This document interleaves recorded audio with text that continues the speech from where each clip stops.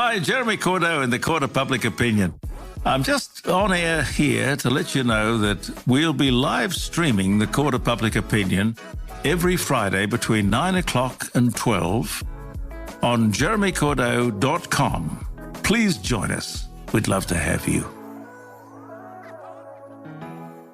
Tom, there's some celebrities in the limelight that you just don't know. And, you know, you get scrutinized if you don't know them because, you know, if you're being tested on it, people will say, what are you living under a rock? Yeah. Things like that. And sometimes it's just an unfortunate case. I haven't heard of that celebrity or they've escaped my mind. And it happens to a lot of people. And this happened to us the other day, Tom. Both of us. Both of It's us. a rare case where there's two people in the room that have no idea who you're talking What about. the hell you're on about. But this happened the other day when we interviewed Osher Günsberg. Yes, Osher Günsberg, if you don't know him, he is he's the host, the compere of The Bachelorette, The Bachelor. He was on Australian Idol and now he's on The Masked Singer. Yes. And he came in to talk about The Masked Singer. And pretty much the way that game works is that there'll be a celebrity masked and they'll be on stage in a big costume kind of thing. Yeah. And they sing a song over a few weeks and the audience and the judges have to guess who is behind that mask, what celebrity. Yeah.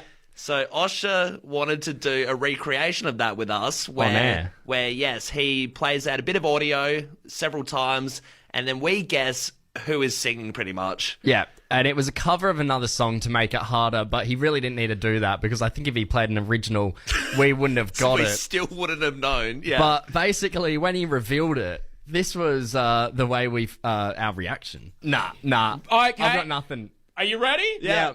Take it off! Take it off! Take it off! Take it off! Oh my God, it's Taylor Hanson! Taylor Hanson. Oh my God, I literally said the word Taylor when I put my jacket on. Now, if you're in the same boat, I mean, you could hear it in our voices. We had no idea who Taylor Hanson was. Yeah, Taylor Hanson. If you're in the same boat and you're thinking, well, gee, I don't know who the bloody hell Taylor Hanson is. He's pretty famous for this song.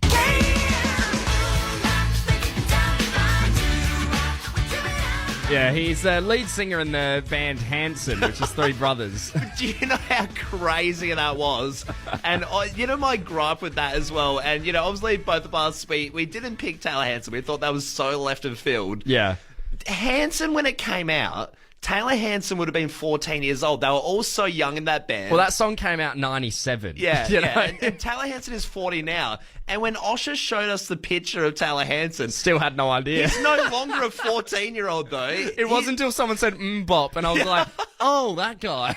Yeah, he's like a 40-year-old man now, so he looks completely different to the music videos or anything. He just looks like some generic bearded dude. Yeah. And then Osher's like down our throats being like, Hanson, it's Hanson. And we lied directly to Osher's face. We were like, oh yeah, of course. Oh, yeah. That Taylor makes sense. Hanson, of Well, course. he should have said. Look, we want to get the Fresh fam involved now. What celebrity didn't you know? Plenty of texts rolling through the text line right now. Somebody texted in saying, you boys are really showing your age. Absolute babies. See, I don't think so. I think even if you listen to Hanson when they came out, you wouldn't recognise what Taylor Hanson looks like now. Or what he sounds like. Yeah. It's been years. Yeah. Someone said, morning team, I only recently found out who Pedro Pascal was after everyone was talking about him from The Last of Us. Had no idea he was the Mandalorian or in Narcos as well. Yeah, he's been in some big stuff. Yeah, he's blown up recently. Somebody else has texted in here. I was quoting some Mike Myers stuff to a friend. They dead set thought I was talking about Michael Myers. The murderer from the Halloween series. Yeah. You know, the part where he gets the knife out and he says shagadelic before he kills his victim. Someone said, Timothy Chalamet, I still don't really know what he does. Yeah, he's an actor. He's a pretty big deal Also these blown days. up the last 5 years. Yeah, absolutely. Another text here. My best friend grew up super religious, didn't know who Zac Efron was. Wow. They'd never seen High School Musical in their life. I was completely shocked when she told me. That's a huge one. Yeah, that is a big one. Someone else said when Chef could change his name to Nick Murphy. I was like, who the hell is Nick Murphy? I think we were all like that. That's why his sales plummeted. You're listening to Davo, Tom and Callum, the podcast. Callum, Yep. have to do a bit of a call out this morning. Sure.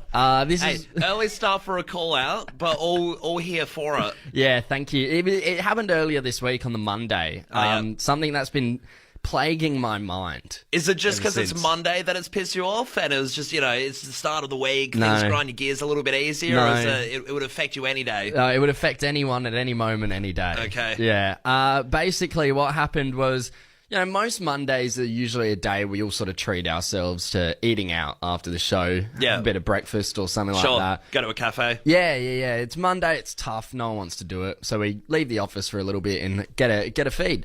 What's happened this Monday, just gone, is that our content director and boss, Sophie, who comes on the show every now and then, she decided she was going to try and save a bit of money and just go to Foodland, bring back a couple things to make. Excellent. Yeah. Good stuff for her. I mean, very strong-willed. I don't have the capacity to do that. I splurge my money. I always absolutely. go to cafes. I don't think I've ever gone and made my lunch. So kudos to her. Kudos I've to witnessed her you straight off bring the bat. in your own lunch and still go out and buy It something. still doesn't get eaten. It just sits there. Well, what's happened is she's decided I'm going to just get some Cruskets, some feta, some cherry tomatoes and avocado. Wow, that sounds gourmet. Yeah, so that's what she ended up having for like a brekkie when she got back. And sort of left everyone to their own devices. And then she asked me if I wanted one. And I was like, yeah, it looks really nice. I'd love one. She makes me one.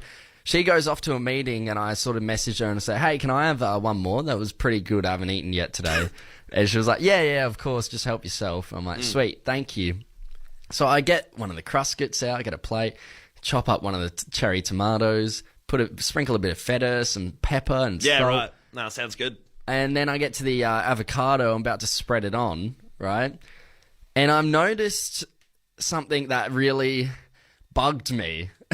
And it's taken a lot of restraint not to bring it up on air, but I can't hold it in any longer, Callum. Yeah, okay. The way she's cut her avocado is across the side of it, like cut the top off, like she's having egg soldiers, like she's taken the top off a boiled egg. Your head seems like it's going to explode right now. You're not getting the words out clearly. So she's cut the top off as opposed to the instead of cutting around the side and like sort of carving around the seed in the middle, and you have that beautiful half, that like normal looking avocado cut. She's cut it the complete other way. She's cut it horizontally, not vertically. Okay, so cut the top off and then, scooped it out, all that. Yeah. You've got to go. You can head to our Instagram at Fresh927 and check it out for yourself. It is an absolute crime scene. It's she is missing out though on one of the joys of life. I think one of the best feelings is when you cut that avocado in half, you grab a big butcher's knife and you slam it into the seed. Yeah. And you yank it out. And when there's a bit of force, when that seed is pulling back on you, and you're like, get out, and you're heaving out that seed. She didn't get that because this chick's cutting it horizontally. The seed's just falling out from the bottom. One of the joys of life she is missing. Cut your avocados right, people. Pull your head in, Sophie. All right. I get older. The Davo, Tom, and Callum podcast stays the same age. Tom, very exciting. We have a brand new producer on the show, Adele. Yes, welcome, Adele. Welcome, Adele, to the show. We're very excited now. Have you done radio stuff before? Or? I have, not for a very long time, about 10 years. 10 years, so wow. This feels very nostalgic for me just now. It's lovely. Yeah, great. amazing. I mean, you said you've been on the mic before, but yeah, I guess that was 10 years ago, so yeah, a bit of a rehash. Student radio, yeah. Look Yeah, at me, brilliant. first day on the job, she's in the studio again. Now, Adele, we are detecting a bit of an accent. What accent is that? Yes, I'm from Glasgow in Scotland. I'm dead sexy. Look at my sexy body. Sorry about that. Tom, as Tom was playing that for the Fresh fam, he was miming, I'm so sorry. Because, a part of your role as well as a producer, Adele, you have to get all the audio for this show before it starts and everything.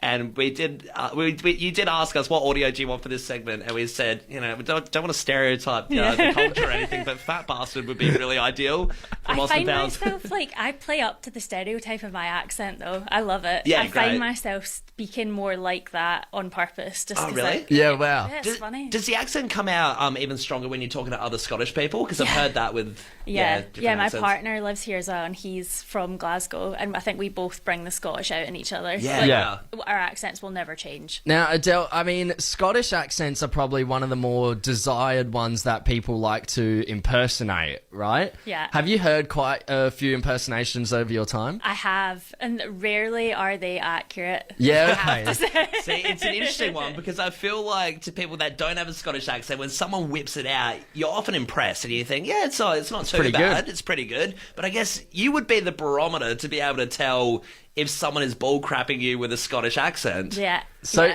you think you could tell if someone called up now and pretended to do a Scottish accent? 100%. If Right. they're actually Scottish or not. Yeah. Well, let's put it to the test. William do. in Adelaide. William, are you Scottish? Aye. Aye, okay.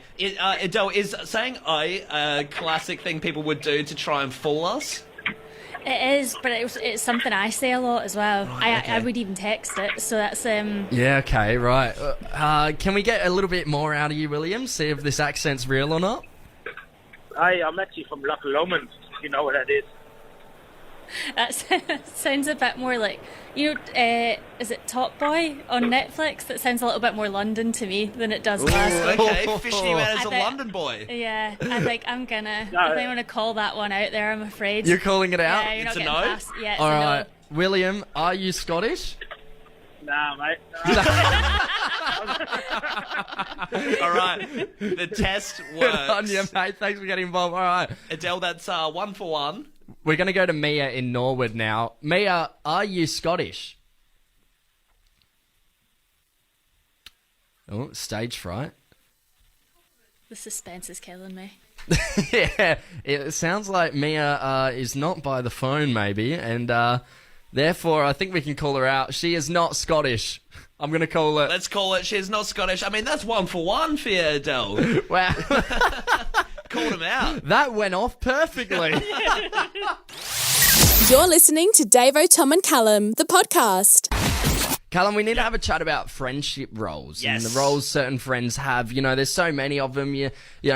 Some people have that friend that's always the deso. Designated driver, yeah. Yeah, some people have that friend who's like the jokester, the Sure. prankster of the group. Yeah, there's a serious one, Yeah. the surly one. Yeah, but we wanna hunker down on one specific role in the friendship group, and every single group has this one person. Like I said before, every person has this person in their group. Whether it's a big friendship group, a small one, there's always one that takes charge in this specific role, and it's always debatable whether they're actually good at it. Yeah, we're talking about BBQ Tyrants. People that, whenever you're having a barbecue, just love to be like, I'll take it from here. Literally. And, no matter where you are, barbecue party, house party, whatever, they always jump on the barbecue like it's this massive thing.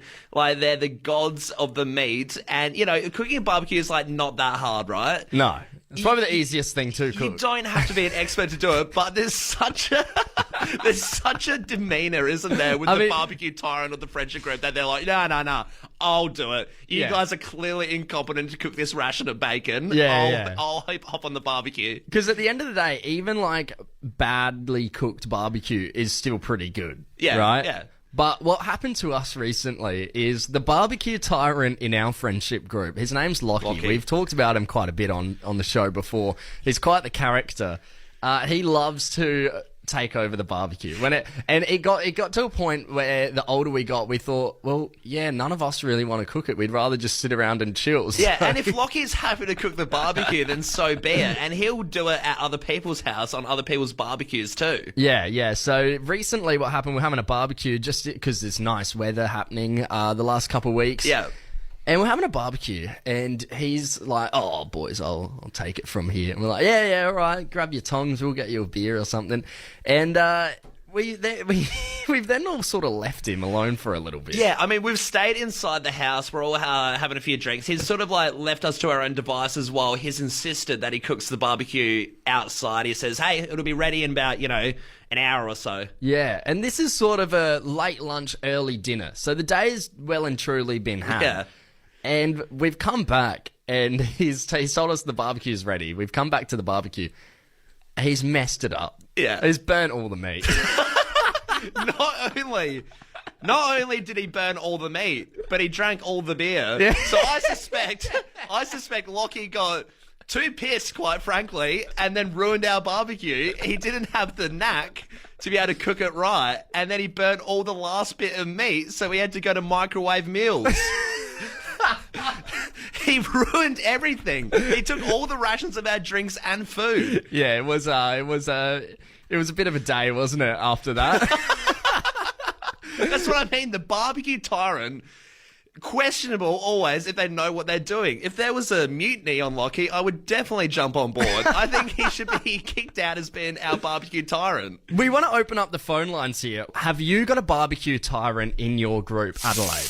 Guaranteed, there has to be one. Like I said, every friendship group has a barbecue tyrant. Yeah, I mean, how do you go letting them barbecue on your barbecue? Do you let someone touch your barbecue, or is that no-go zone? And let us know, are they worse than Lockie? Yeah. Have they made a huge blunder on the barbecue? Yeah, and we did have somebody on the line earlier, Jo from Salisbury Downs. She had to go into work, so she couldn't stay on. But she said that the barbecue tyrant is her dad. And her dad took over the spit at her cousin's catered wedding. Wow. Catered wedding. They've paid top dollar for, some really good chefs to come along, make some nice food. He couldn't help himself. I reckon that's such a dad thing as well. Yeah. That's where it begins. You become the barbecue tyrant. Definitely, yeah. Lockie will make a great dad one day. Someone else said, my mate always takes over the barbie. He's not very good, but always without fail will kick someone off, including my own dad once. Wow. Phrased it like, you relax, mate, I can cook it, to be polite, but he's just a tyrant. That doesn't sound polite at all. I'd be real, I'd be real miffed off. Get out of here, mate. Hey, we're going to head over to Prospects. We got Bethany on the line. Bethany, have you got a barbecue tyrant in your group? Yeah, so it's also my dad. Yeah. He's very much he gets very excited when we have barbecues, and he'll set up the barbecue 2 hours early to preheat it. Wow. But then the barbecue's just on for an hour. Wow. Now, with no meat on it. Bethany, is he pretty up to scratch with his rubs and sauces and salts and stuff? Is he that kind of barbecue expert? Nah, he's snags and chops. He's pretty standard. Yeah. Just minimalist barbecue old school. tyrant. Hey, Bethany, does your dad ever help out in the kitchen, or does he just put all his time and effort into the barbie? Only the barbecue, and he won't clean up afterwards. It's just I cooked it, you clean up. Can we ask, Absolutely. what's his skill level like out of 10? If you're, on average, if you're eating his barbecue, what would you go out of 10? Oh, he likes all of his stuff overdone. So it's too much for me personally. It's still good, but he'll go on the crispier side of things. And I'm a medium rare kind of girl. So Yeah. They always have a radical way of cooking the barbecue, don't they? They really do. They go Barbecue tyrants. They go for a controversial statement on the meat. Hey, thanks for getting involved, Bethany. Another person burning the barbecue. What is it with these tyrants in the barbecue I'm telling world? you, they don't know what they're doing. Hi, Jeremy Cordeaux in the Court of Public Opinion. I'm just on air here to let you know that we'll be live streaming the Court of Public Opinion every Friday between 9 o'clock and 12 on jeremycordeaux.com. Please join us. We'd love to have you.